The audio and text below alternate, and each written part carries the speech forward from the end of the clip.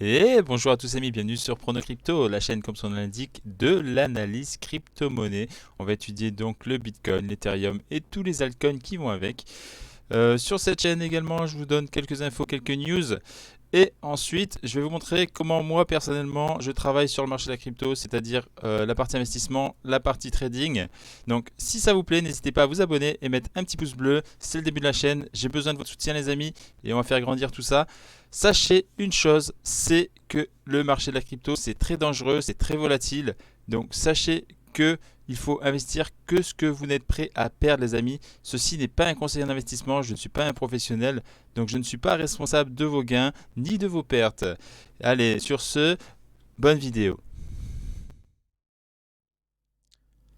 Et on va commencer à prendre la température des crypto-monnaies avec la carte thermique les amis. Et on peut voir que le BTC depuis hier a monté de 6%, le TH de 1,39, le BNB de 2,53, le ADA de 0,66. Le Neo il est bien monté aussi, le Neo il est monté de 7,49% et surtout une belle poussée du KSM avec 15,6%. Allez on va l'étudier ça de suite, on va passer par les petites actus pour voir ce qui se passe. Envie d'un Bitcoin extrait via un volcan, El Salvador qui fait reparler de lui encore, fait que cela se produise. Le pays a adopté le Bitcoin comme monnaie légale hier, vous savez c'est historique, premier pays à adopter le Bitcoin, et veut faire quelque chose pour ses problèmes énergétiques. Une fosse géothermique creusée à côté d'un volcan contribuera à alimenter les opérations minières de Bitcoin au Salvador. Donc en plus il fait ça mais écologiquement. Ça c'est cool, parce que c'est le but recherché en ce moment, puisqu'il a peur qu'Elon Musk lui tape sur les doigts. Donc qu'est-ce qu'il fait? Il prévoit de faire ça de façon écologique. Je viens de demander au président de mettre en place un plan pour offrir des installations pour l'extraction de Bitcoin avec une énergie très bon marché, 100% propre, 100% renouvelable, zéro émission de nos volcans, a déclaré le président Nayib Bukele. Il a ajouté dans un tweet de suivi, nos ingénieurs viennent de m'informer qu'ils ont creusé un nouveau puits qui fournira environ 95, je sais pas comment on lit ça, mégawatts d'énergie, commençant à concevoir un hub minier Bitcoin complet autour de lui. Donc on voit ici la carte, le projet. Donc faire du Bitcoin de manière écologique, c'est l'objectif, je pense, d'Elon Musk aussi qui voudrait faire ça. Je pense qu'il va se lancer là-dedans vraiment. Je pense qu'on va en entendre parler bientôt. Et Bukele lui pique l'idée déjà avec cette façon d'extraire le Bitcoin de manière écologique avec un volcan. Bah écoute, ça c'est pas mal. Bitcoin plus vert et plus propre. Les sources d'énergie renouvelable sont apparues comme solution à ce problème. Les parcs éoliens, les centrales solaires, les générateurs hydroélectriques et maintenant les volcans sont utilisés ou bientôt utilisés pour exploiter les crypto-monnaies comme le Bitcoin. Et on ne pourra plus dire comme ça que le Bitcoin pollue. Ça c'est bon signe et ça peut nous faire monter le cours du Bitcoin encore une fois. Je vais pas rentrer dans les détails. Qu'est-ce qu'on a d'autre comme info?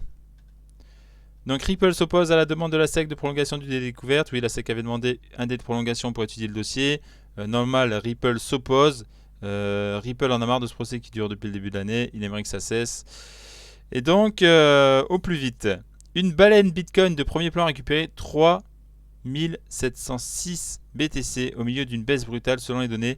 Une des 4 premières adresses Bitcoin, c'est-à-dire l'une des 4 personnes qui a le plus de Bitcoin, a ajouté à son portefeuille hier 3706 BTC, ce qui correspond à une valeur de 122 079 524 dollars.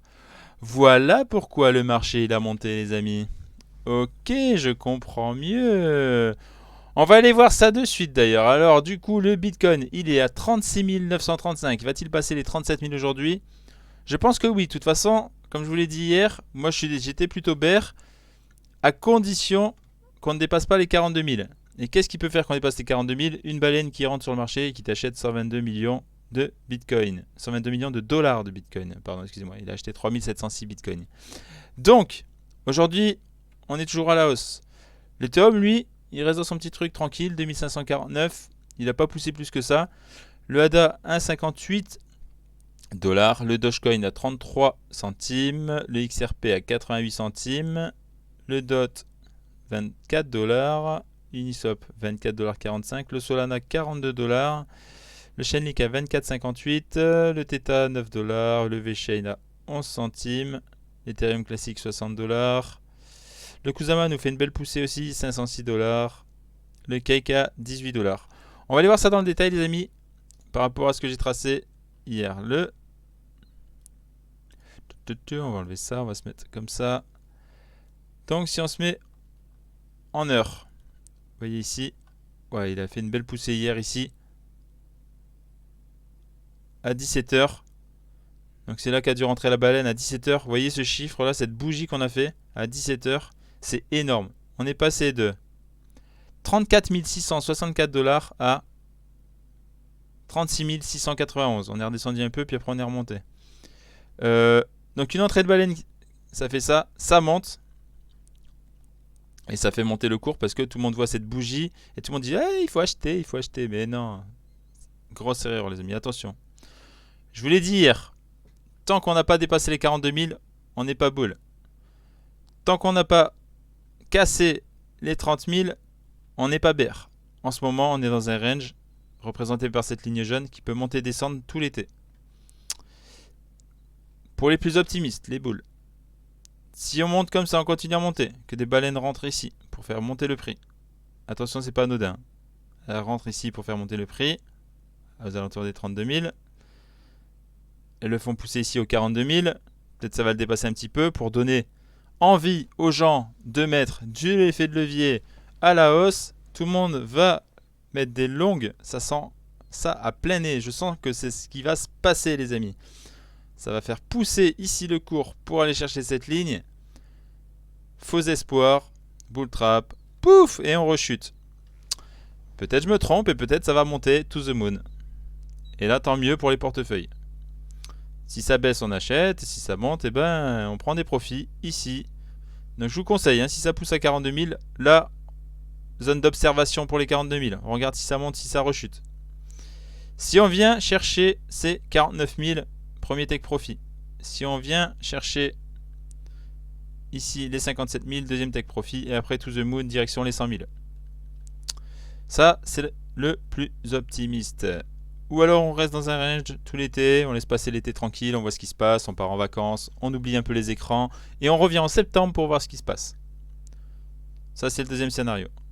Troisième scénario, celui que moi je privilégie parce que j'ai observé la MA 50 et la MA 200 journalier et la MA 50 tente d'aller en direction de la MA 200 pour la croiser et aller vers le bas, ce qui annonce un death cross. Et le death cross les amis c'est quoi ? C'est une entrée en bear market, chute du cours du Bitcoin jusqu'à 20 000 $. Pourquoi je vous dis 20 000 $? Pour ça, il faut que je passe en journalier. Je passe en journalier. Et ici, vous allez voir, si on vient casser cette ligne, après, il n'y a plus de réelle résistance. C'est-à-dire qu'on a ici une mini résistance aux alentours des 26, entre 26 et 28 000. Donc pour moi, première zone d'achat alentour des 28 000. Ensuite, on va continuer à chuter. Au cas où on ne chute pas, c'est pour ça qu'on fait un achat ici. On achète par palier.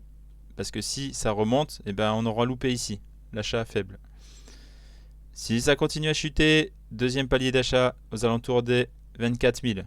Entre 22 et 24 000. Donc ici, zone d'achat.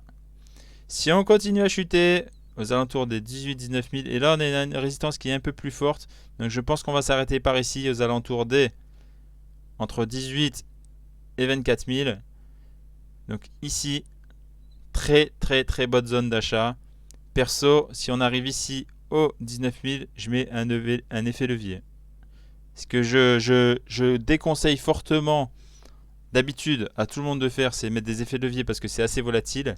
Mais si on atteint les 19 000, là, moi, personnellement, je vais le faire. Ce n'est pas ce que je conseille, je ne suis pas conseiller. Vous faites ce que vous voulez de votre portefeuille, de votre argent. Moi, je vous dis ce que je vais faire et je vais sûrement mettre un effet de levier ici. Je ne vous dis pas de combien, mais je vais sûrement mettre un effet de levier. Donc voilà les trois scénarios. Où on casse les 42 000, on repart en boule. Où on range tout l'été.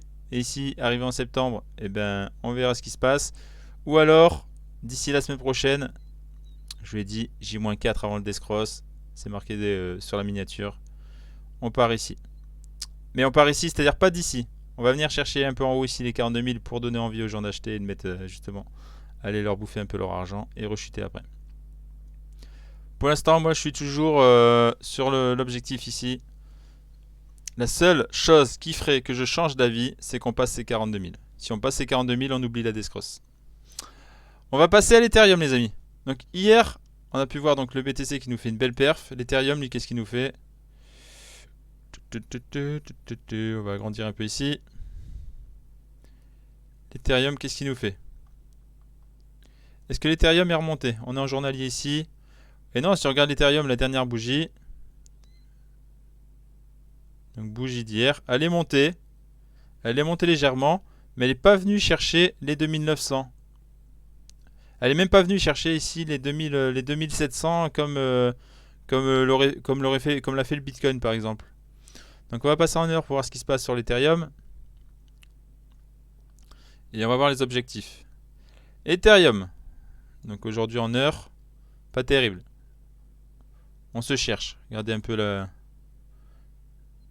On est là, on bouge pas, on est monté vers le haut, on est descendu vers le bas. Logique, on peut pas faire l'inverse. On peut pas monter en bas ni descendre en haut. Mais on est très mitigé. Et ça fait déjà 3 heures qu'on est sur les mêmes bougies. Où on est là, on attend de voir ce qui va se passer. Est-ce que ça attend de voir si le Bitcoin pousse un peu pour suivre? En tout cas, hier, il n'a pas suivi l'Ethereum. Donc les objectifs pour l'Ethereum. On va commencer par tracer les lignes horizontales. Comme je le fais d'habitude.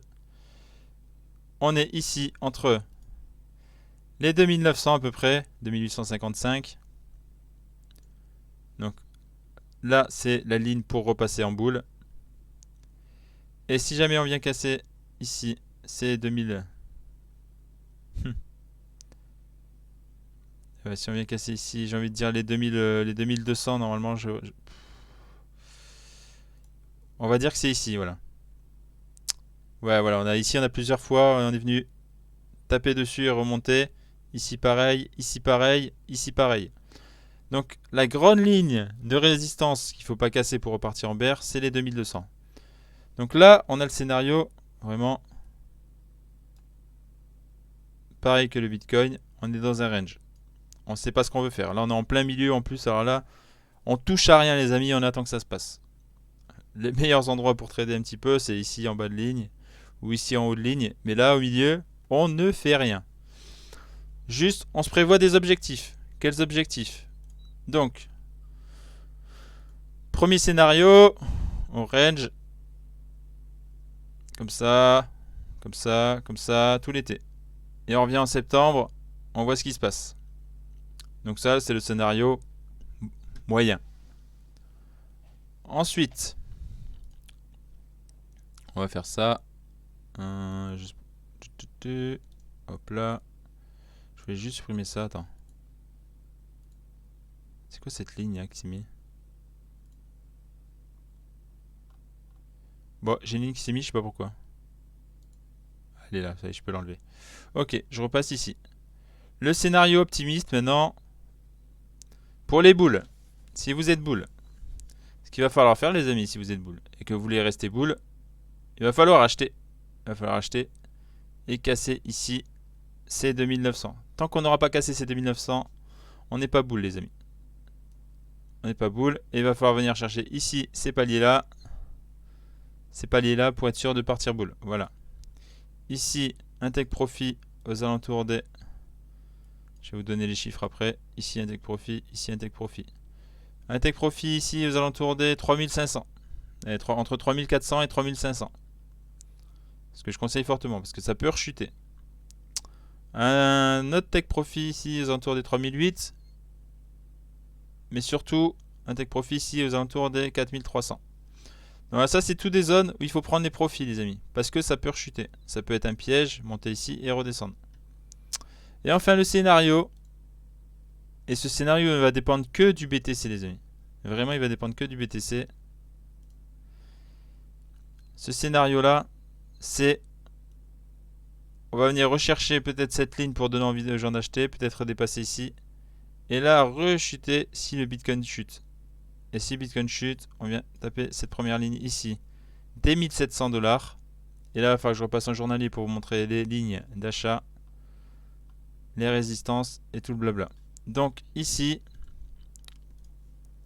on a une première résistance aux alentours des 1900.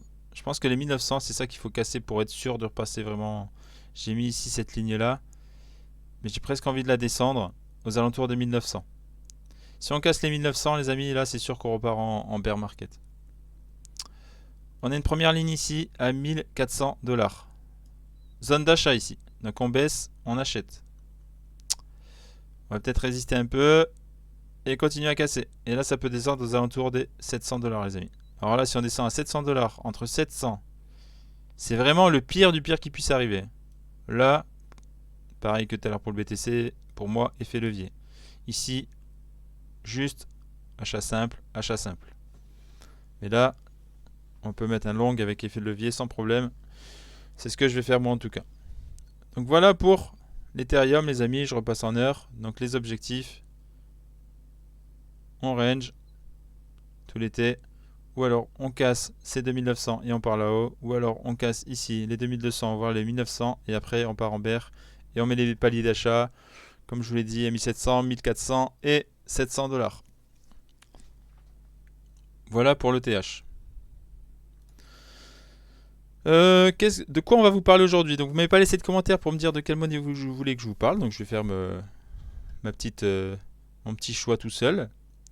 Le Solana, est-ce qu'il a bougé par rapport à hier? Je crois pas.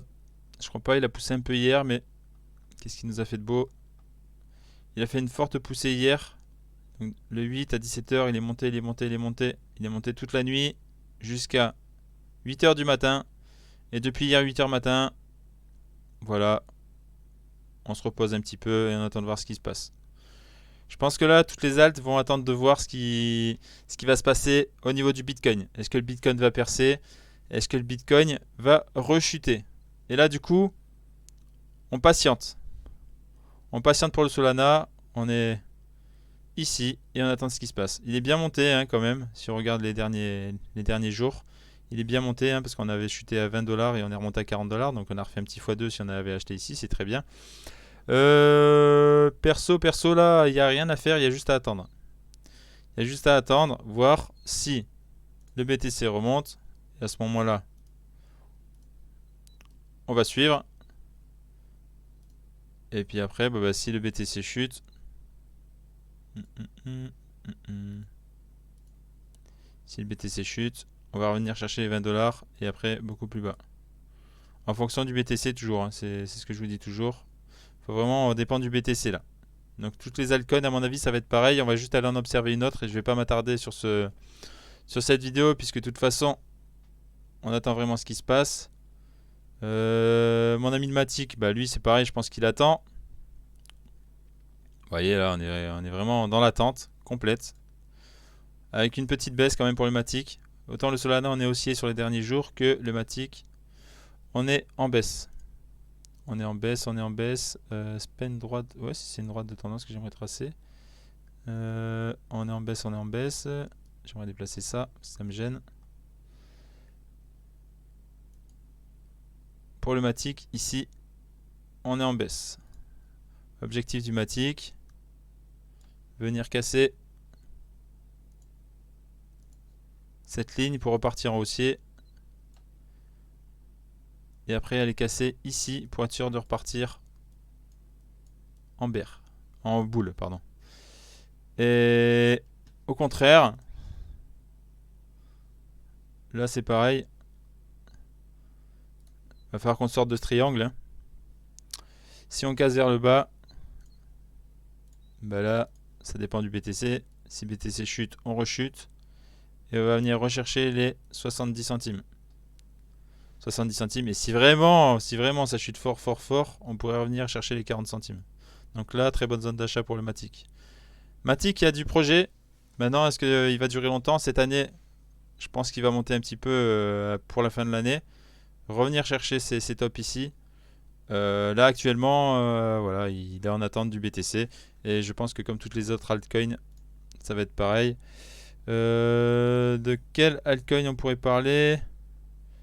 Le cake. Qu'est-ce qui nous fait le cake? Alors perso moi j'avais du cake, je l'avais stacké au moment où c'était un peu haut. Et là j'attends de voir ce qui se passe pour le cake. On va le laisser en stacking pour l'instant. Vous pouvez stacker sur plusieurs plateformes. Notamment PancakeSwap bien sûr. Là où il y a le plus de rentabilité. Moi j'ai laissé sur Binance. Sur Binance il est actuellement je crois aux alentours des... Que je ne dise pas de bêtises. Binance Earn. Il est très rentable sur 15 jours. C'est pour ça en plus que moi je l'ai pris sur 15 jours. Parce que au moins il sort tous les 15 jours. Si le marché repart, j'aurais pas de regrets. Ah bah, il est à 37,49%. Et il est redevenu rentable sur 90 jours. Maintenant, est-ce que 90 jours ça vaut le coup de le laisser? Tout va dépendre du prix du marché. Moi je suis plus sur 15 jours actuellement. Parce que si ça repart à la hausse, je préfère le sortir et le remettre sur le marché, mon cake. De façon à ce qu'il suive le cours. Donc, ouais. Mais il est repassé là à 90 jours, il n'y en avait plus de disponible. Peut-être il y a eu de la dispo récemment. À 47,25 sur 90 jours. Donc, pour ceux qui veulent stacker, bah, vous de faire votre choix, quoi. Je pense que j'ai fait le tour des altcoins. Ça sert à rien que je vous parle de plus d'altcoins pour l'instant. Le T-Fuel. T-Fuel qui est très fortement monté, qui n'a rien eu à faire de ce que le Bitcoin a fait. On est passé ici de 15 centimes à 66 centimes. On est redescendu à 55 centimes. Et on attend de voir ce qui se passe. Mais il a fait une belle poussée là. C'est pas le moment d'acheter. Pour moi, il faut attendre autour des 35 centimes pour recommencer à penser à acheter. Et meilleure zone d'achat, voilà, entre 20 centimes et 35 centimes. Le KSM là, le T-Fuel, pardon, il faut attendre. Il faut attendre pour racheter. Là, c'est un peu compliqué. Là. Il est fortement monté. On n'achète pas quand ça monte. On achète toujours quand ça descend. Donc là, si vous l'achetez, bon, bah, je sais, vous avez peur de louper le train, mais bon. C'est pas. On a beaucoup parlé du KSM aussi, c'est vrai, mais. Moi, si je dois en racheter, je vais attendre ici que ça retombe aux alentours des 35 centimes, entre 20 et 35 centimes. Donc ça, tout va dépendre, comme je l'ai dit, du BTC. Donc le BTC, au moment où je vous parle, qu'est-ce qu'il fait? On va terminer, on revient sur le BTC à chaque fois pour voir ce qu'il fait. Pour terminer là-dessus, on se remet en heure. Donc le BTC aujourd'hui, qu'est-ce qu'il va faire? Il va nous faire peut-être une petite baisse pour remonter. Ou alors il va partir à la chute complètement, mais j'y crois pas trop. Je pense qu'on va rester tranquille tout le week-end, rester aux alentours des 35-37 000 tout le week-end. Et dimanche ou lundi, badaboum. Allez, sur ce, on n'oublie pas de mettre le petit pouce bleu les amis si ça vous a plu. N'hésitez pas, je vous le dis toujours, à mettre en commentaire si vous voulez que je vous parle d'une crypto. Vous mettez en commentaire la crypto dont vous voulez que je vous parle. Comme ça, je vous fais un petit détail. Tant que vous ne mettez pas de commentaires les amis, je parle de celles que j'ai envie et de celles qui bougent un peu le plus. Mais ça me ferait plaisir de vous analyser une crypto rien que pour vous. Donc n'hésitez pas à laisser un petit commentaire, un petit pouce bleu, vous abonner à la chaîne si ce n'est pas déjà fait. Merci tout le monde, ciao ciao.